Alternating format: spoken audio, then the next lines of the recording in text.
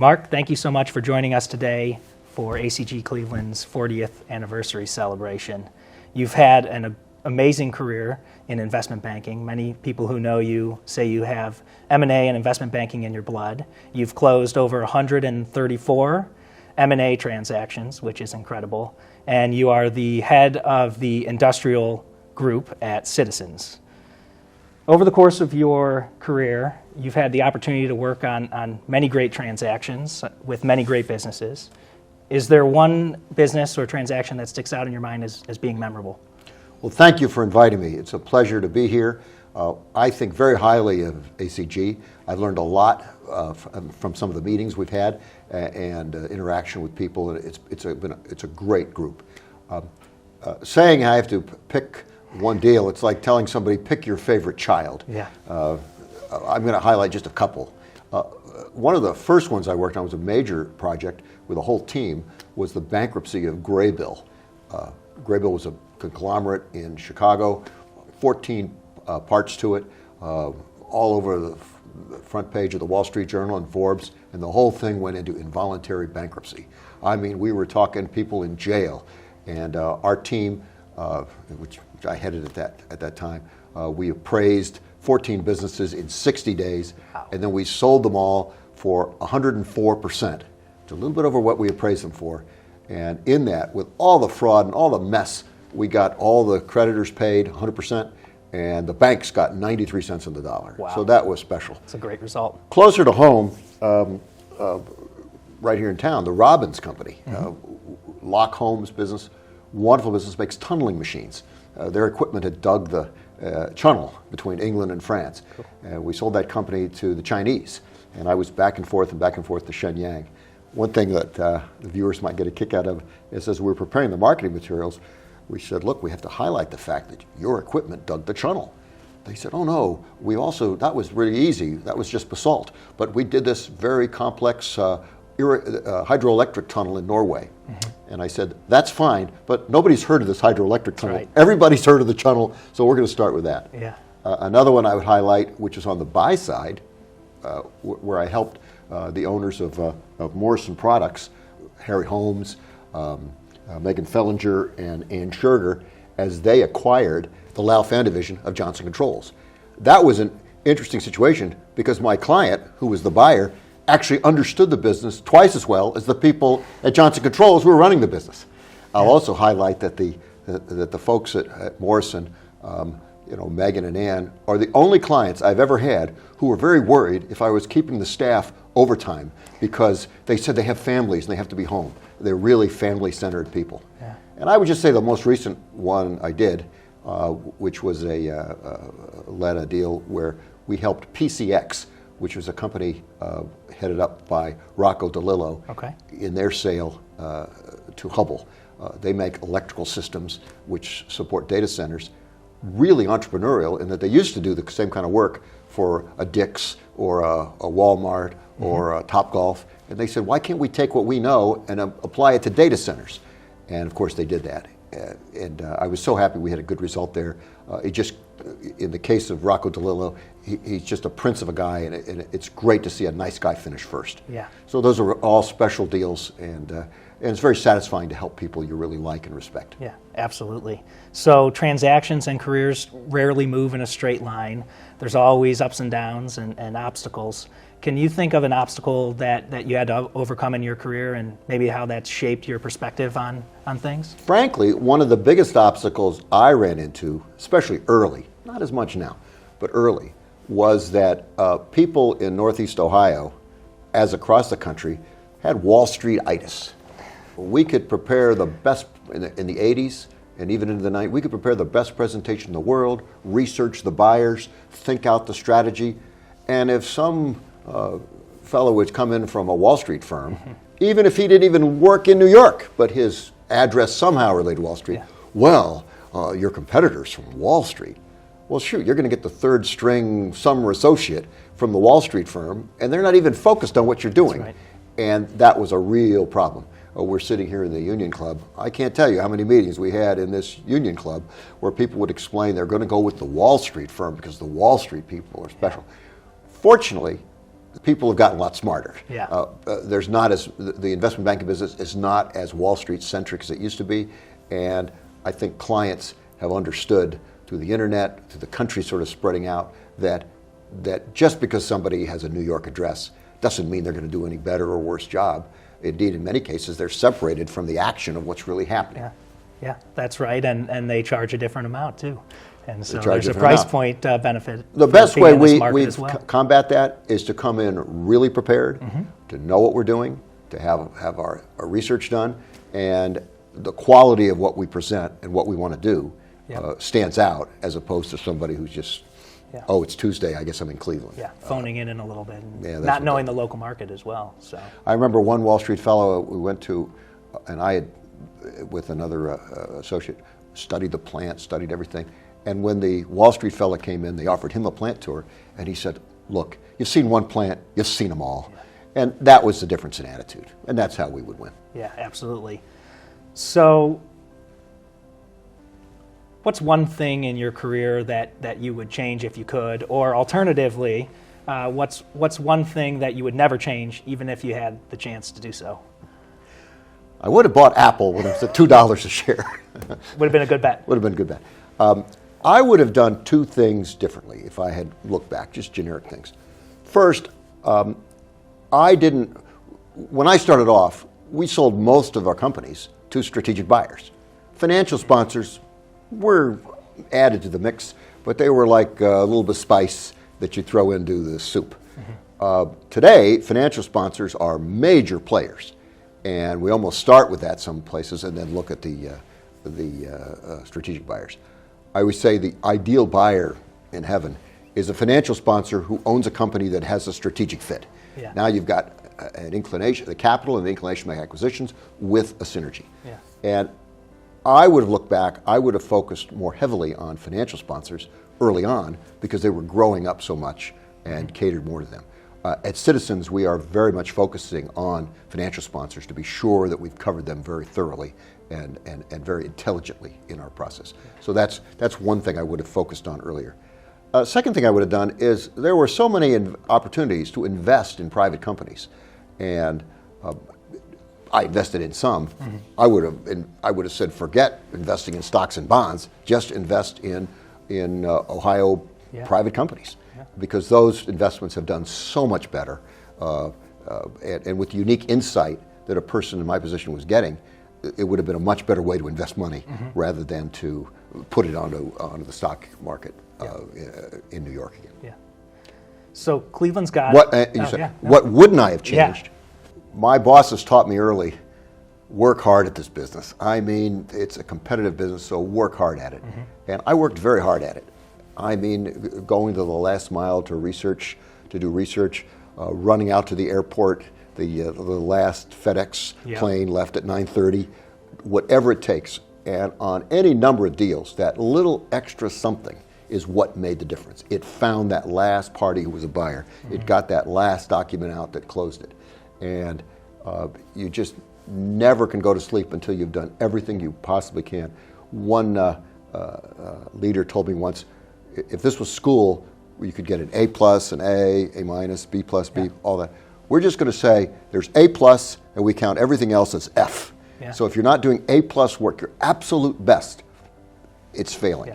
And I learned that, and I had a lot of late nights getting home because of it, but that made a lot of deals happen. And do you think that approach snowballs on itself? You get that last deal, you get that deal done, and that helps lead you into the next deal, the next transaction, and furthers your success.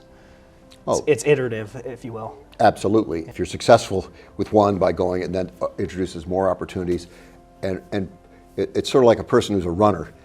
If he or she learns to run fast, pretty soon they're running fast all the time and they're not even thinking about it, and you develop that pace. It's been very helpful. We have a terrific staff.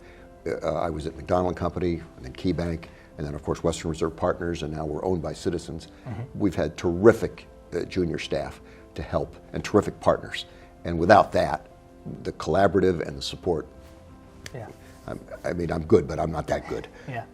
And they've been so instrumental. So speaking of junior staff, no one's career is built solely by themselves. There's always people who help them along the way, who mentor them. Who were some of your mentors, and how did they shape your career and your life? The two mentors I had here in Cleveland were Buck Carr, Frank Carr, who was head of corporate finance at the old McDonald Company, and Bob Garfield, and he was also very senior. These fellows had been selling businesses, raising money, taking companies public, helping people buy things for many, many years. And they taught a couple of things. First is that integrity is so valuable you can't even put a price on it. Don't even think about insider trading. Don't even think about doing something outside the lines, because you're not smart enough to even remember what you said or what you did. So just have the highest integrity. It's easier and cheaper and for peace of mind in the long run. The second thing they were very strong on was get to know the people behind the numbers. Today, we so often run spreadsheets. We can do fantastic things with Excel. Great. But do you know the people behind the numbers? What are their motivations? What are their incentives? Why are they selling the business? Why are they raising capital? Why do they want to buy something? And understanding both our client and the people on the other side, getting into their heads and understanding the people. And they were very sensitive to that. In retrospect, maybe they should have looked even more at the numbers, but we didn't have quite the tools we have now to do it. Yeah. But that would be very helpful to understand what's behind the people, and many times things would work or come to a head quicker because they knew exactly what people were thinking about, doing a sort of a psychological analysis on the people. And they got so they did it without even thinking. Yeah, and that really goes back to your point earlier about the Wall Street banker who came in and was offered a plant tour and turned it down.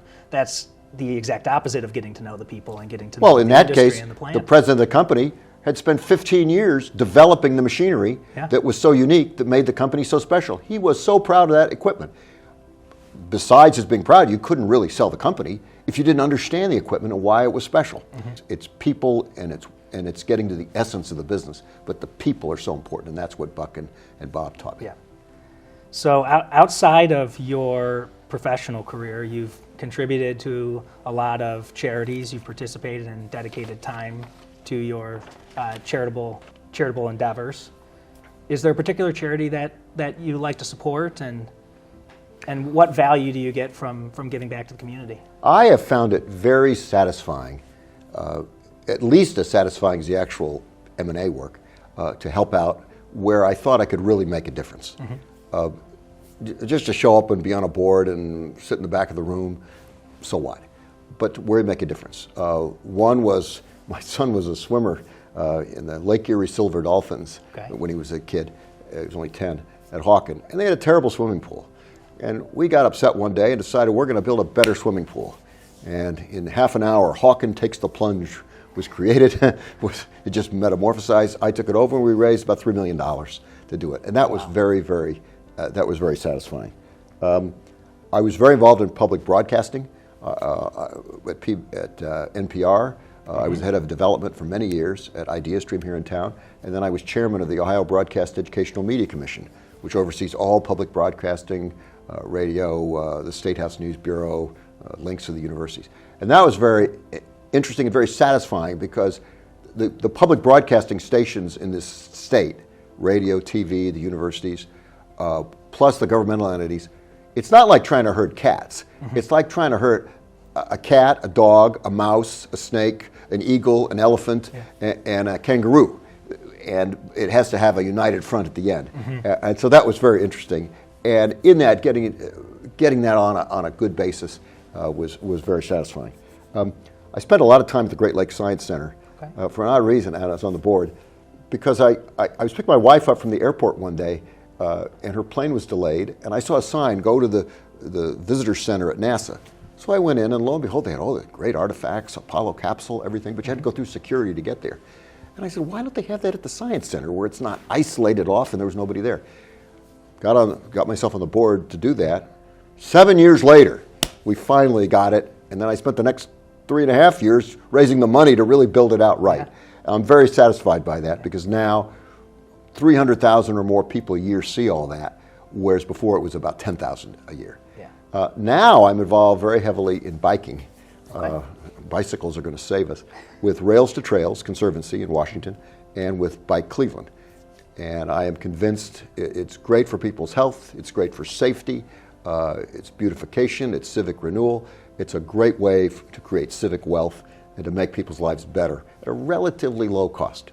And so I'm very excited about all the biking things. And in fact, just got back from a bike trip to Montana and Idaho.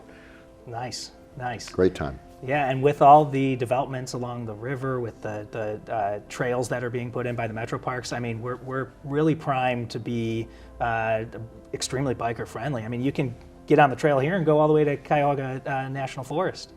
So you could get on the trail here and with a few tiny gaps get all the way to the Ohio River. Yeah, and that's incredible. And a few tiny gaps get all the way to Pittsburgh. And those will be shortly, very shortly, will be all tidied up. But that's great. It's a completely different situation than it was a few years ago. Yeah, absolutely. So you talked earlier about relationships. If anybody watching this wants to donate to any of these fine causes, I can help you. That's the good news. So you talked earlier about relationships and the M&A business and investment banking being relationship driven. Oftentimes that can be used as sort of as a tagline. What do you see as the meaning of a relationship, and what lens do you view that advice through? First of all, to have a relationship, you have to get to know the people. And you don't do that on the internet, face to face. It was unfortunate with all the COVID that people weren't as much face to face. I found if I'd find a way to see people, they were so happy to see me, they almost wanted to hug me. But the word I keep coming back to in my mind is fiduciary, which there's a lot of legal debate. Am I a fiduciary or not? Do I have legal obligation to stand in the other person's shoes?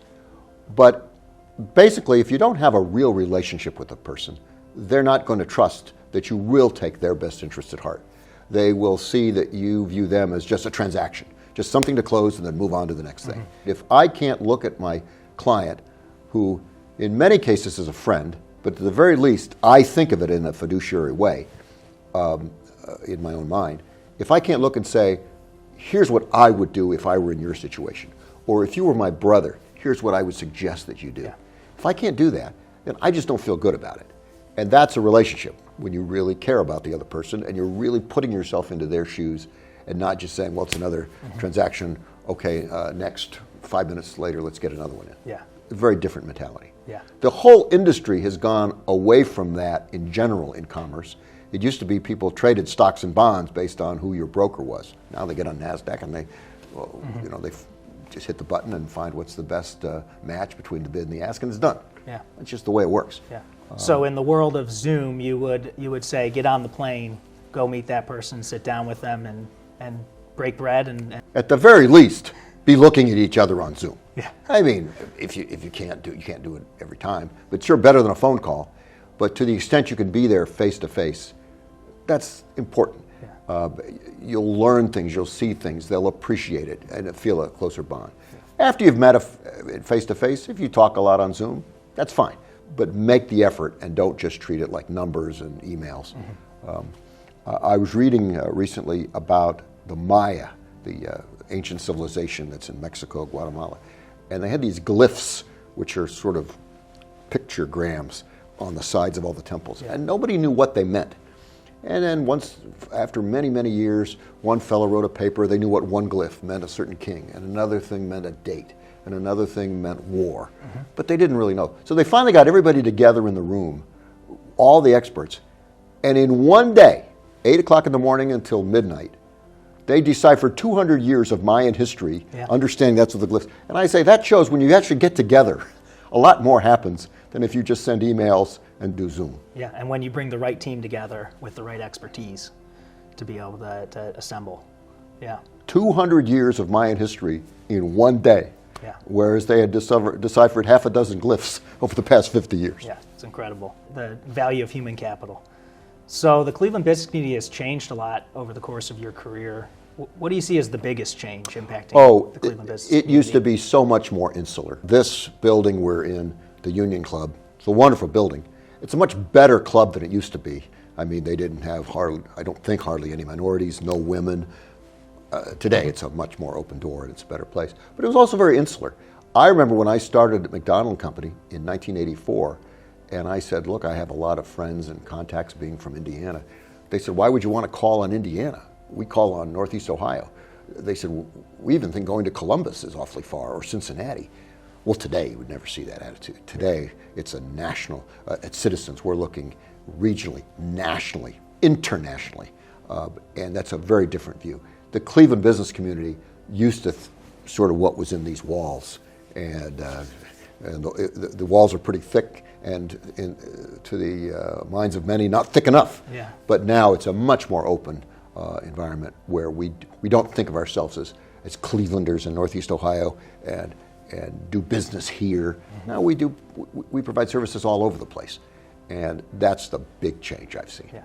For young professionals who are coming up, what advice would you give them as they start their careers? Be curious. Learn everything. Learn about the industry. Learn about what the markets are doing. Knowledge is power, and the more of it you have, the better off you'll be. Don't just, if you read a company's annual report or you read about industry, and if you don't know what the terms mean, look them up. If you don't know what the industry's doing, find out. And then secondly, I would say, don't just rely on the internet. Go to a trade show. Call somebody up on the phone and say, hey, I see that you wrote this article. Could I ask you a few questions about it? Yeah. Go to ask to see the factory where it's made. People today, especially the young people, tend to want to say, oh, well, I looked on the internet and I didn't see it when I did a search. Well, did you call the people up who wrote the articles you read about? Oh, no, I didn't do that. Well, okay. And that expands it. Between trade shows, plant tours, articles, and calling people, you can dramatically expand what you know rather than just do that. We were recently working on something and we had to know what certain companies have been sold for, and it wasn't publicized. And a few of our young people who are great people, so well, it's not publicized. Well, who bought it? And who sold it? Well, we figured that out. Let's call them up and ask them. Call them up. Oh, yeah, let me tell you about how we sold that company. And blah, blah, blah. They told us the price, the multiple, the whole thing. Just call them up. What's so hard about that? What's the worst thing they could do? No. Say no. Yeah. It's okay. But so much can be learned not from just relying on what the internet says. Yeah. And for the young folks to get over that fear of rejection and just pick up the phone and everybody's a person. It's all about people at the end of the day. This sounds like an easy thing, and 100 years ago, that's what everybody did. Yeah. I can remember when I was a young associate at McKinsey, getting ahead because we would get data and it was 6 months old because reports would come out periodically. And I made a name for myself at the Cleveland office just because I would look up whoever wrote the report, call them up, and they'd tell me, oh, here are the unpublished numbers that are going to come out next week. Okay. And then I knew it. Yeah. And so today it would be published the minute it came out. Yeah. A little bit of a crystal ball there for the people who reach out and get that information. Yeah, there are these wonderful things on your desk. They're called phones, and you just punch the numbers, and you can get anybody. Yeah. And if you're nice to people, they're happy to talk to you. Yeah. Any parting words of wisdom that you've gained over the course of your career? Many people in our business, selling companies, say, this is our standard process. We go to 200 buyers. We write it up this way. It takes this long to do each step. That is fundamentally wrong. The process by which a company is to be sold depends on the company and what's best for the company. It's a bespoke process, just like making a custom suit. How does it make sense to sell the company? As a whole or in pieces? What legal structure makes sense? Does it make sense to go to 2 buyers who are really knocking heads and want it, to 10 buyers, to 50 buyers, or to 200 buyers? Every process is different, and the process has to fit what the needs of the deal are, and the structure has to fit what the needs of the transaction are, not just here's the standard process and we got to cram you into it. Yeah. That just does not work. But today, many people tend to look at this as our standard process. And sometimes we go to 2, 3 buyers on a very custom one-on-one meeting basis. Sometimes we go to 200. It all depends. Sometimes we structure as an asset deal, sometimes a stock deal. It all depends on the situation. The second advice I would give to everybody is to read my book. I wrote This book, Mergers and Acquisitions Playbook, published by Wiley & Sons. It's in its 4th printing. The royalties are the sweetest money I ever get, and it tells how investment bankers work and how to sell a company.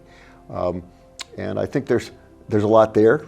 I'll refund anybody's royalties who watches this, just because I think it's helpful to people. The one question don't ever ask me is, who is your ghostwriter? Because there is no ghostwriter. I wrote the frickin' book, and I can prove it, because when I started, my typing was 40 words a minute, and by the time I was done working with the publishers, I was typing 70 words a minute. So that's proof. There was no ghostwriter. In all seriousness, I think it really tells a story on how investment bankers work, and it's been very satisfying to me that it's used by a lot of schools across the country. I got a call from Hong Kong the other day when I come and give a talk at their business school to go through my book, and unfortunately, it's a bit of a bit of a trip to meet for a class in Hong Kong. No, that's great. Mark, thank you. Thank you so for having much me. For having it's been a pleasure getting together. Thanks.